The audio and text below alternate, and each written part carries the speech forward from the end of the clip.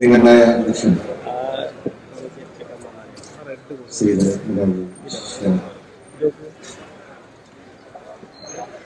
യോഗത്തില് സ്വാഗതം ആശംസിച്ച പ്രിയപ്പെട്ട മുസ്ലിം ലീഗ് സംസ്ഥാന ജനറൽ സെക്രട്ടറി PK സാഹിബ് അവരെ,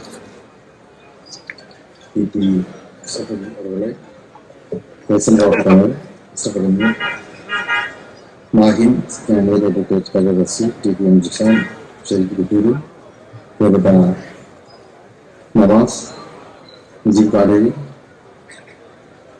വേദിയിലെ സംഗീതരായിട്ടുള്ള മറ്റ് ഈ ജാഥക്ക് അണിനിരുന്ന നേതാക്കൾ, അതുപോലെ തന്നെ മുസ്ലിം ലീഗിന്റെ പ്രിയപ്പെട്ട സഹോദരന്മാരായിട്ടുള്ള സുഹൃത്തുക്കൾ, ഇന്നിപ്പോ കോഴിക്കോട് നിന്നുള്ള ബ്രിട്ടീഷ് ആധിപത്യത്തിനെതിരെ കനത്ത ശബ്ദമുയർത്തി 1920 സാമ്രാജ്യത്വത്തെ വിറപ്പിച്ച മണ്ണിൽ നിന്നാണ് ഞങ്ങൾ ഇപ്പോൾ അടിവെച്ച് സാമ്രാജ്യത്വത്തെ വിറപ്പിച്ച മഹാനായ വാര്യംകുന്നത്ത് മുഹമ്മദ് ഹാജിയുടെ അദ്ദേഹത്തിന്റെ റൂഹ് പിടിക്കപ്പെട്ട പ്രദേശത്താണ് നമ്മൾ ഇപ്പോൾ എത്തിയിട്ടുള്ളത്.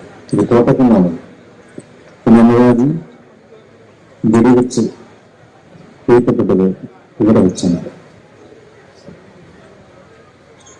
അപ്പോ ചരിത്രത്തിലേക്ക് മുസ്ലിം യൂത്തിലേക്ക് ഊരിടുക മാത്രമല്ല, ചരിത്രത്തെ പുനരാവിഷ്കരിക്കുവാൻ വേണ്ടി നിങ്ങൾ തയ്യാറായിരിക്കുന്നു എന്നുള്ളതാണ് ഈ ജാഥ വിളിച്ചു പറയുന്നത്. ഇതിപ്പോ എല്ലാ പൗരന്മാരും ഉയർത്തേണ്ട മുദ്രാവാക്യമാണ്. നമ്മൾ മുസ്ലിം ലീഗോ യൂത്ത് ലീഗോ മാത്രമല്ല, രാജ്യത്തെ എല്ലാ വിശ്വാസികളും ഉയർത്തേണ്ട മുദ്രാവാക്യമാണ്. മുസ്ലിങ്ങൾ മാത്രമല്ല, ഇവിടെ ഹൈന്ദവ സഹോദരങ്ങളുണ്ട്, ക്രൈസ്തവ സഹോദരങ്ങളുണ്ട്, മറ്റ് വിഭാഗങ്ങളുണ്ട്. ആരെല്ലാമാണോ ആരാധനാലയങ്ങളിലേക്ക് പോകുന്നത്, ആരെല്ലാമാണോ ആരാധനാലയങ്ങളിൽ വിശ്വാസം അർപ്പിക്കുന്നത്, അവരോരോരുത്തരും വിളിക്കേണ്ട മുദ്രാവാക്യമാണ് മുസ്ലിം യൂത്ത് ലീഗിന്റെ കരുത്തുറ്റ ചെറുപ്പക്കാർ ഇവിടെ ഉയർത്തിയിട്ടുള്ളത്. ഇവിടെ മത്സരത്തിൽ മാത്രമല്ല, ഈ മുദ്രാവാക്യം ലോകം മുഴുവനും അലയടിക്കുന്ന കാര്യത്തിൽ തർക്കമില്ല. നമുക്ക് ഈ മുദ്രാവാക്യം വിളിക്കാൻ ഏറ്റവും ഒരു അർഹതയുമുണ്ട്. നമുക്ക് പറയുന്നത് എന്താണ്? ആരാധനാലയ നിയമം പാസ്സാക്കുക എന്നുള്ളതാണ്. മുസ്ലിം ലീഗ് എന്ത് ചെയ്തു എന്നുള്ളതിന്റെ ഉത്തരം അപ്പൊ ഗ്യാൻവാബി മസ്ജിദിന്റെ ഒരു ഇഷ്യൂ ഉള്ള സമയമാണല്ലോ. അതാണ് ഇപ്പൊ നമ്മുടെ ഈ യാത്രക്ക് തുടക്കമായിട്ടുള്ളത്. ഈ വിഷയത്തിൽ മുസ്ലിം ലീഗ് എന്ത് ചെയ്തു എന്നുള്ളത് ഉത്തരം പറയുന്നത് ആരാന്നറിയാം? ഈ ഗ്യാൻവാബി മസ്ജിദിന്റെ ഉടമകളാണ്. തുറച്ചോടെ പറഞ്ഞ പോലെ ഗ്യാൻവാബി മസ്ജിദിന്റെ പൂജയ്ക്ക് അനുവദിച്ച ഘട്ടത്തിൽ അതിനെതിരെ സുപ്രീം കോടതിയിൽ ചോദ്യം ചെയ്ത മസ്ജിദ് അധികൃതരോട് വാർത്താലേഖകന്മാർ ചോദിച്ചു, എന്താണ് നിങ്ങളുടെ ആവശ്യം? അവര് പറഞ്ഞു, ഞങ്ങളുടെ ആവശ്യം 1991 ആരാധനാലയ സംരക്ഷണ നിയമം പാസ്സാക്കുക. നമ്മളിപ്പോ പറഞ്ഞ അതേ കാര്യം. മുസ്ലിം എന്ത് ചെയ്യുന്നതിന്റെ ഉത്തരം അവർ തന്നെ നമുക്ക് പറഞ്ഞു തരികയാണ്. ആ ഇരകൾ തന്നെ നമുക്ക് പറയുക. അപ്പൊ ഇരകളോടൊപ്പം നിൽക്കുന്ന ഇന്ത്യയിലെ ഏക രാഷ്ട്രീയ പാർട്ടി ഇന്ത്യൻ യൂണിയൻ മുസ്ലിം ലീഗാണ് എന്ന് ഒരിക്കൽ കൂടി നമുക്ക് തെളിയിക്കുവാൻ സാധിച്ചിരിക്കുക. മുസ്ലിം ലീഗ് ഒരിക്കലും മുസ്ലിം ലീഗിന്റെ എപ്പോഴും മുസ്ലിം ലീഗ് ഇഷ്യൂ ബേസ്ഡായിട്ടാണ് കാര്യങ്ങളെ കാണാറുള്ളത്. ചില ആൾക്കാരിൽ ചില പാർട്ടിക്കാരൊക്കെ സീസൺ ബേസ്ഡാണ് അവരുടെ രാഷ്ട്രീയം ഉണ്ടാവുക. പ്രത്യേകിച്ച് ഇങ്ങനത്തെ കാര്യങ്ങളൊക്കെ ഉത്സവ കച്ചവടക്കാരെന്ന് വേണമെങ്കിൽ നമുക്ക് അവലംബിക്കാൻ പറ്റും. തെരഞ്ഞെടുപ്പൊക്കെ വരുമ്പോൾ ഇത് വാദം മുസ്ലിം വിശ്വാക്കുന്ന ആൾക്കാരുണ്ട്. തെരഞ്ഞെടുപ്പ് എന്ന ഉത്സവം മുന്നിൽ കണ്ടുകൊണ്ട് അതിനെ വോട്ടാക്കാൻ പറ്റുമോ എന്ന് വിചാരിക്കുന്ന പാർട്ടികളൊക്കെ ഉണ്ട്. മുസ്ലിം ലീഗ് എന്നതല്ല, നമ്മൾ സീസൺ ബേസ്ഡല്ല, നമ്മൾ ഇഷ്യൂ ബേസ്ഡാണ്. തെരഞ്ഞെടുപ്പിൽ നമുക്ക് ഒരു പ്രശ്നം ഒരു ചുക്കുമല്ല എന്നുള്ളതാണ്. 1992 തന്നെ നമ്മൾ തെളിയിച്ചാണ്. തൊട്ടടുത്ത് തെരഞ്ഞെടുപ്പ് വരുന്നു. അന്ന് മുസ്ലിം ലീഗിന്റെ അന്നത്തെ സംസ്ഥാന പ്രസിഡന്റ് സി മുഹമ്മദ് ഷിഹാബ് തങ്ങളെടുത്ത തീരുമാനം ഉണ്ടായി. വോട്ട് ചോരും എന്ന് പരിപൂർണ വിശ്വാസം ഉണ്ടായിരുന്നു. പക്ഷെ എന്നിട്ടും അദ്ദേഹം എടുത്ത തീരുമാനം അത് രാജ്യസ്നേഹപരമായിട്ടുള്ള തീരുമാനമായിരുന്നു, സാമുദായിക സുരക്ഷിതത്വത്തിന് വേണ്ടിയുള്ള തീരുമാനമായിരുന്നു, സാമൂഹ്യമായിട്ടുള്ള സമാധാനം നിലനിർത്തുന്നതിന് വേണ്ടിയുള്ള തീരുമാനമായിരുന്നു. അല്ലാതെ മുമ്പ് ജില്ലാ പഞ്ചായത്ത് തിരഞ്ഞെടുപ്പൊക്കെ നടന്നപ്പോൾ സദ്ദാം ഹുസൈനെ കൂട്ടിപ്പിടിച്ച സ്റ്റേഷൻ കച്ചവടക്കാരെ കണ്ടത്. അതല്ല മുസ്ലിം ലീഗിന്റെ രാഷ്ട്രീയ ഇഷ്യൂ ബേസ്ഡ് ആയിട്ടാണ്. അത് പ്രശ്നത്തിലെ പറഞ്ഞല്ലോ. ബാബരി മസൂദ് പറഞ്ഞ വേളയിൽ ഇന്ത്യയിലെ ഒരു പക്ഷേ ദിവസം കൂടെ പറഞ്ഞിട്ടുണ്ടോ, ഇന്ത്യയിലെ ഒരേ ഒരു നിയമസഭയാണല്ലോ പ്രമേയം പാസ്സാക്കിയത്. എന്താണ് പ്രമേയം പാസ്സാക്കിയത്? ബാബരി മസ്ജിദ് പ്രതിഷേധമുണ്ട് എന്നുള്ളതല്ല, ബാബരി മസ്ജിദ് പുനർനിർമ്മിക്കണം എന്ന ആവശ്യം അത് കേരള നിയമസഭ പാസ്സാക്കി.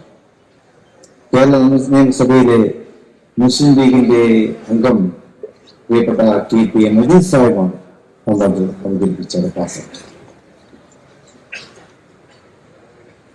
ബാബരി മസ്ജിദ് തകർച്ചയ്ക്ക് അതിനെ അംഗീകരിക്കാത്ത ഒരുപാട് കക്ഷികൾ ഇന്ത്യയിലുണ്ട്.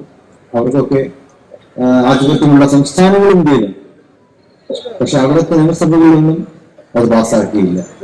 കേരളത്തിൽ അത് പാസ്സാക്കാൻ കഴിയും. അത് തന്നെയാണിപ്പോ 1991 ഈ നിയമവും, ആധികാരികമായിട്ടുള്ള ഈ നിയമവും, ആരാധനാലയ സംരക്ഷണത്തിന്റെ നിയമം, അതും ആ ബില്ലും അവതരിപ്പിക്കുന്ന ആരാണ്? ഇന്ത്യൻ യൂണിയൻ മുസ്ലിം ലീഗിന്റെ ദേശീയ അധ്യക്ഷൻ മഹാനായ ബനാത്ത് ദാദ സാഹിബ്. കേരളത്തിലെ മുസ്ലിം ലീഗിന്റെ നേതാവ് അവതരിപ്പിച്ചു. പാർലമെന്റിൽ ഇന്ത്യയിലെ മുസ്ലിം ലീഗിന്റെ നേതാവ് അവതരിപ്പിച്ചു. അത് അവിടെ ഭൂരിപക്ഷത്തിന് പാസ്സാക്കിയെടുക്കുവാൻ സാധിച്ചു എന്നുള്ളതാണ്. അതാണ് മുസ്ലിം ലീഗിന്റെ രാഷ്ട്രീയം എന്നുള്ളത്. നമ്മളെല്ലാവരുടെയും സ്വീകാര്യത ഏറ്റുമായിക്കൊണ്ട് തന്നെയാണ്. ആരെയും വെറുപ്പിച്ചുകൊണ്ടല്ലോ, ആരെയും വെറുപ്പിച്ചുകൊണ്ടല്ല, എല്ലാവരുടെയും സ്വീകാര്യത നേടിക്കൊണ്ട് തന്നെയാണ് നമ്മളന്ന് അവിടെ എപ്പോഴായാലും എവിടെയായാലും നമ്മുടെ മറ്റുള്ളവരുടെ സഹായത്തോടെ ജനാധിപത്യത്തിനും മതേതരത്വത്തിനും മതസൗഹാർദ്ദത്തിനും വേണ്ടിയിട്ട് നിലനിൽക്കുന്നത്. ഇനി നമുക്ക് ആ രീതിയിൽ തന്നെ മുന്നോട്ട് പോകുവാനും സാധിക്കുകയുള്ളൂ. ഇവിടെ ഇപ്പോ നേരത്തെ പറഞ്ഞ പോലെ പൗരത്വ നിയമം പാസ്സാക്കാൻ വേണ്ടി ഇവിടെ പലരംഗത്ത് വന്നു. അന്നും അതിനെതിരെ ശക്തമായി പ്രതിരോധിച്ചാര പാർലമെന്റിനകത്തും പുറത്തും നമ്മളതിനെ ശക്തമായി പ്രതിരോധിച്ചു എന്നുള്ളതാണ് ഇവിടെ പറഞ്ഞത്. ഏക തീർപ്പുകൾ വന്നു. അത് മുസ്ലിം ലീഗിന്റെ കോട്ടയിലേക്ക് തട്ടാൻ ചിലർക്ക് ശ്രമിച്ചു. പക്ഷേ മുസ്ലിം ലീഗ് അത് സാമൂഹ്യമായ ചർച്ചയിലേക്ക് അത് കൊണ്ടുവന്നുകൊണ്ട് ഏക സിവിൽ കോഡ് ഭരണഘടനാ വിരുദ്ധമാണ്, അത് രാജ്യവിരുദ്ധമാണ് എന്ന് എല്ലാവരെ കൊണ്ടും അംഗീകരിപ്പിക്കുവാനും നമുക്ക് സാധിച്ചു എന്നുള്ളതാണ്. ഇപ്പതാ അതിന്റെ പ്രശ്നം വന്നപ്പോ പാർലമെന്റില് അതിനാദ്യമായി പ്രതിഷേധിച്ചതാരാണ്? നമ്മുടെ പ്രിയങ്കരനായ ബഷീർ സാഹിബും നമ്മുടെ ആദരണീയനായ ഗിരി, പ്രിയപ്പെട്ട അബ്ദുൽ സമദ് സുബ്ഹാനി സാഹിബ്. പാർലമെന്റ് സമുച്ചയത്തിലെ അങ്കണത്തിൽ ഗാന്ധി പ്രതിമയ്ക്ക് മുമ്പിൽ ആദ്യമായി പ്രതിഷേധിച്ച രാഷ്ട്രീയ പാർട്ടി ഇന്ത്യൻ മുസ്ലിം ലീഗ്.